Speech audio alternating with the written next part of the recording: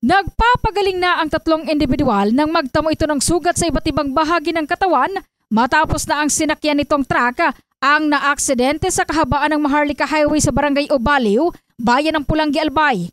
Ang mga sugatan ay residente ng Barangay Sibagat, Agusan del Sur at Barangay Tinalian sa Abuyog, Leyte. Sa mga larawang ito, makikita ang malaking danyo sa dalawang truck na nagbanggaan. Sa inisyal naman na investigasyon ng Philippine National Police sa pagbeberipika nila sa CCTV footage, biyahe patungong Metro Manila ang kulay asul na truck habang ang kulay pula naman na truck ang patungong Legazpi City. Nang makarating sa lugar, lumipat ng ibang linya ang asul na truck na naging dahilan para magkasalpukan ito ng kasalubong na truck. Posible rin umanong nawala ng preno o kaya na may nakatulog ang driver kaya bumangga. Nagpapatuloy na ngayon ang investigasyon ng PNP. In the heart of changing lives, ito si Brigada Julie Rodriguez Belien ng Brigada News FM Philippines, the Music and News Authority.